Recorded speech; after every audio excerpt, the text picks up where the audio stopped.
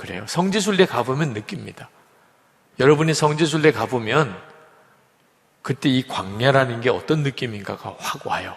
절대로 우리가 그림에서 보는 뉴질랜드라든지 스위스라든지 그런 데 푸른 초장이 쫙 깔려있는 그런 곳 영상으로 이렇게 보죠. 거기에도 양떼들이 있죠. 절대 그런 분위기 아닙니다.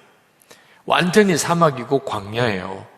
거기에 양떼들이 풀을 뜯어 먹으러 다녀야 되니까 그 산 골짜기를 목자를 따라서 오르락 내리락 해야 돼요. 그리고 겨우 풀이 있는 곳에 목자가 데려다 주면 거기서 풀을 뜯어 먹고 또 빨리 옮겨가야 됩니다. 계속 풀밭이 있는 데가 아니에요. 그리고 이리와 늑대들이 양을 잡아먹으려고 도초에서 출몰합니다. 그래서 목자가 막대기와 지팡이로 항상 양떼들을 보호해줘야 돼요. 이런 분위기가 시편 23편의 분위기예요. 이 성경에 나오는 양떼들이 사는 곳, 광야입니다, 광야. 아브라함도, 이삭도, 야곱도 다 광야에서 양을 쳤어요. 모세도 미디안 광야에서 양을 치다가 하나님을 만났습니다. 다윗도 어릴 때 베들레헴 그 들판에서 양을 쳤는데 이 베들레헴 가보면 다 광야입니다. 풀이 거의 없어요. 아주 황량한 그런 들판입니다. 그러니까 시편 23편의 분위기 자체는 우리가 그냥 생각하고 있는 그런 아주 푸른 초원이 아니고 양떼들이 아주 평화롭게 노니는 것이 아닙니다. 아주 위험하고 또 살아나기가 어려워서 목자가 반드시 양떼들을 지켜줘야만 되는 그런 형편이 이 시편 23편의 분위기예요. 근데 꼭 이런 데만 있는 건 아니에요. 아까도 이야기한 것처럼 뭐 뉴질랜드나 스위스나 이런 초장이 아주 넓은 곳에 거기에서 사는 양떼들은 무슨 사망의 음침한 골짜기를 다닐 필요가 없어요. 왜냐하면 초지가 너무 편편하게 계속 되니까 굳이 뭐 산골짜기를 돌아다닐 이유가 없습니다. 그리고 담을 우선 잘 쳐놨기 때문에 늑대나 이리가 올 수가 없어요. 거기에 사는 양떼들은 목자가 필요가 없어요. 그냥 계속 깔려있는 게 초원이고 그리고 물은 계속 공급이 되고 있고 양떼와 이리떼와 늑대는 없고 그러니 정말 뭐 행복 그 자체일 것 같죠. 이 뉴질랜드나 스위스에 있는 이런 초지와 같은 이런 곳은 우리가 흔히 상상하는 가나안과도 같은 거예요. 시편 23편에 나오는 여기 양떼들은 광야에서 사는 거죠. 근데 차이가 있어요. 이 스위스나 뉴질랜드나 이런 곳에 있는 양떼들에게는 목자가 꼭 없어도 돼요. 물론 목자가 있기는 합니다. 근데 그 목자는 출퇴근하는 목자예요. 늘 같이 있지 않아요. 목자는 이따금 와서 그냥 점검만 합니다. 그리고 솔직히 목자가 오는 날 양떼들은 긴장을 해요. 좋은 게 아니고. 왜냐하면 끌려가서 털 깎거나 아니면 도살장으로 팔려가는 날이에요. 목자들은 와가지고 이제 양 잡아먹고 이제 털 깎고 그렇게 하느라고 있는 목자예요. 사실 그 모직 회사의 직원과도 같은 사람이죠. 이 시편 23편에 나오는 목자는 양떼를 위해서 자기 목숨도 버리는, 항상 양떼와 함께 있고 이리떼 늑대에서 양떼를 지켜주고 푸른 초장 맑은 시냇물가로 그 양떼들을 인도하고 사망의 음침한 골짜기, 굉장히 험한 골짜기니까 사망의 음침한 골짜기, 발 삐끗하면 그냥 떨어져서 죽는 거예요. 그러니까 목자가 양들이 안전하게 그 골짜기를 지나갈 수 있도록 이끌어줘야만 되는 이런 분위기의 상황이 시편 23편이에요. 근데 모든 게 부족하고 다 위험하고 그렇게 어렵지만 목자만 한 번 있으면 양떼들은 편안해요.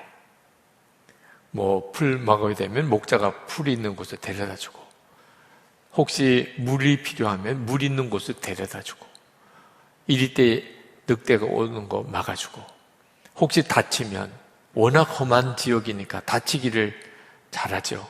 그러면 목자가 기름 발라서 치료해주고. 그러니까 목자만 딱 붙들고 있으면, 옆에만 있으면 괜찮아요. 모든 걸 가진 것과도 같아요. 이 광야에서의 양들에게 있어서는.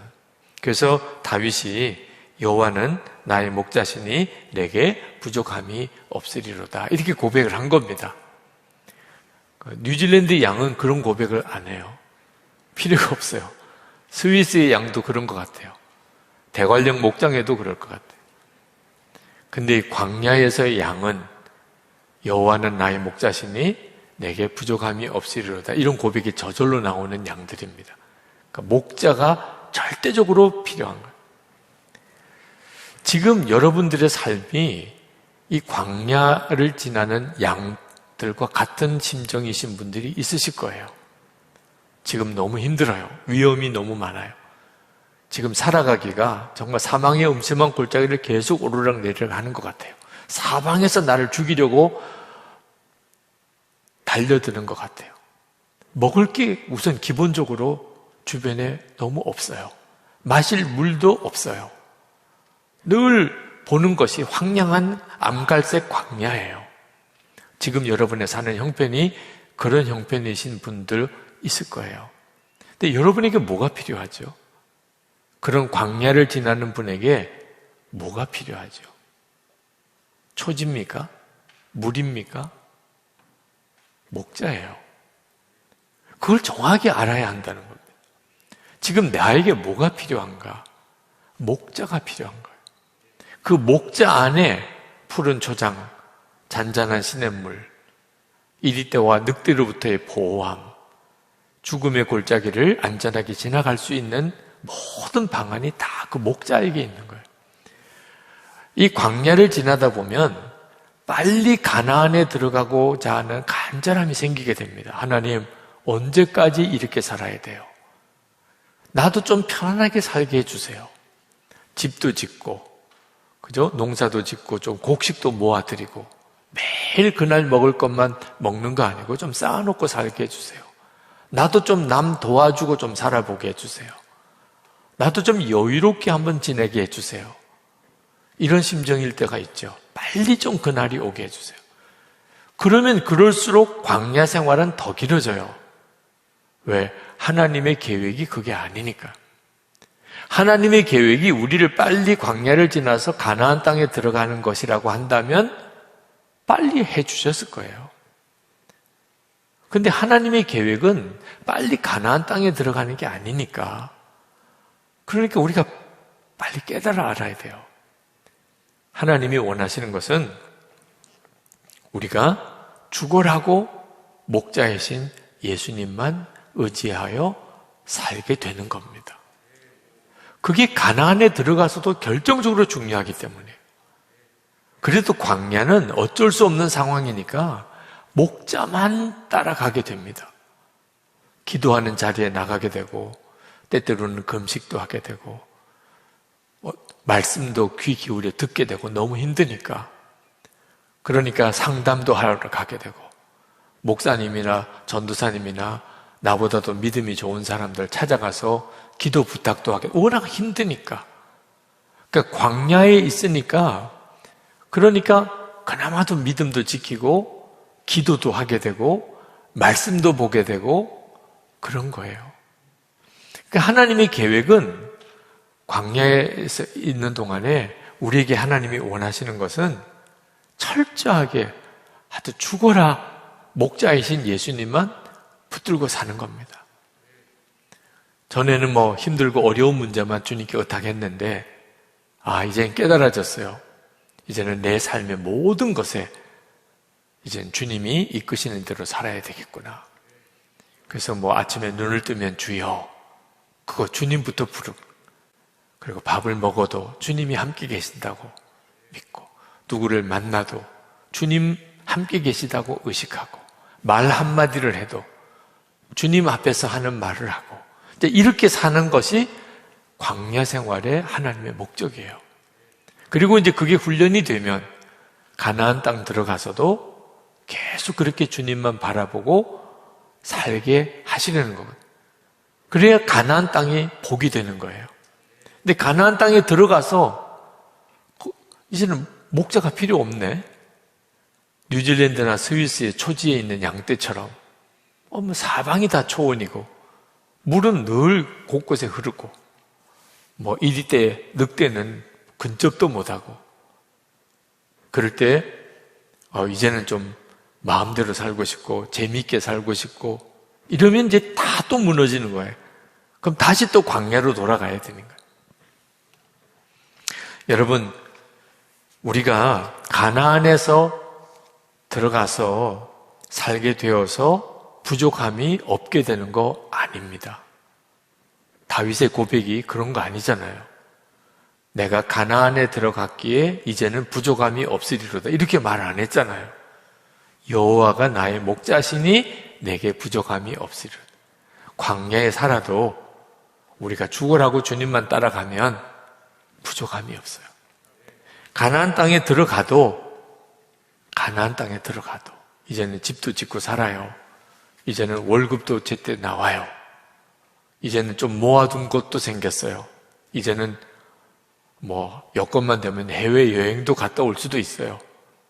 이제는 좀 폼나게 좀 값비싼 거 가재도구도 갖춰놓고 살 수도 있게 됐어요.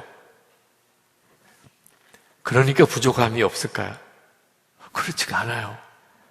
그때 죽으라고 예수님 붙잡고 사는 생활이 흐트러지면 그 가나안 생활 때문에 오히려 내가 더 큰 어려움을 겪습니다. 제가 어제까지 원주에서 부흥회를 인도하고 왔습니다. 근데 그 교회에서 부흥회 전체 주제를 달라고 하더라고요. 그래서 기도하는 중에 예수님 한 분이면 충분합니다. 그 주제를 드렸어요. 그 주제를 가지고 7번 집회를 하고 왔습니다. 교회에서 정해놓은 호텔에 이제 처음 들어갔더니 거기에 뭐 화환이랑 또는 또 다과랑 이렇게 준비를 해 놓으셨더라고요. 근데 거기에 편지가 있어요. 그래서 편지를 읽어보니까 거기에 이렇게 썼더라고요. 예수님 한 분이면 충분합니다.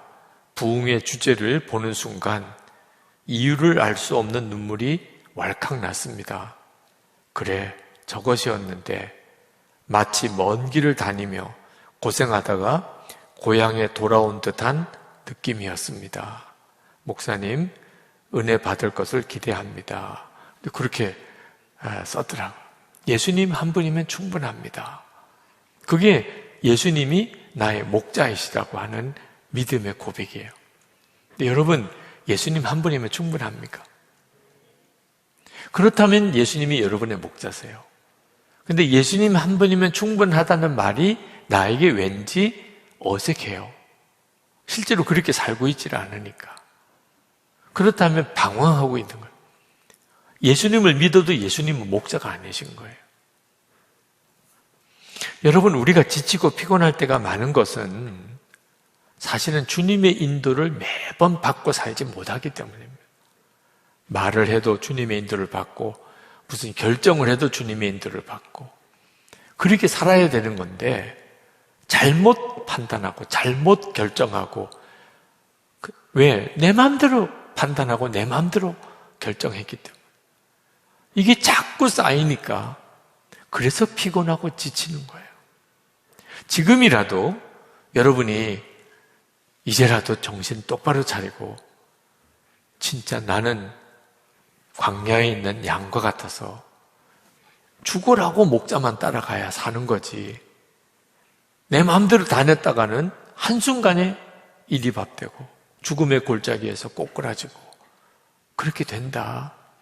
지금이라도 정신 똑바로 차리면 그러면 다시 약속하신 주님의 약속이 이루어져요. 놀라운 평강, 수고하고 근심하는 게 다 떠나는, 진짜 예수 믿는 삶을 살게 된다고요. 어느 분이 전철역에서 그 옆에 나이가 지긋하신 어르신 두 분이 대화하는 것을 그냥 엿듣게 되었어요. 워낙 그냥 큰 소리로 이야기를 하시니까.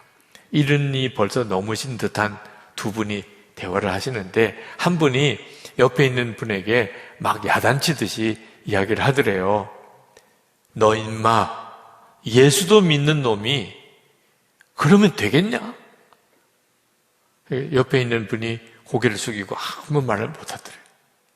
무슨 사정인지는 모르겠지만, 너 인마 예수도 믿는 놈이 그렇게 살면 되겠냐?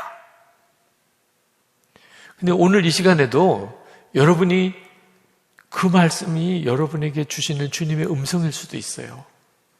너 예수 믿는 놈이 그렇게 살면 되겠냐? 그게 바로 목자의 음성인 거예요.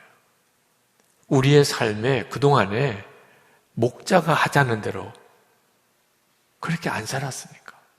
매 순간 목자가 어떻게 말씀하실지, 목자가 어떻게 결정하실지 주목하고 안 살았으니까. 그러니까 자꾸 뭔가 안 좋은 결정들,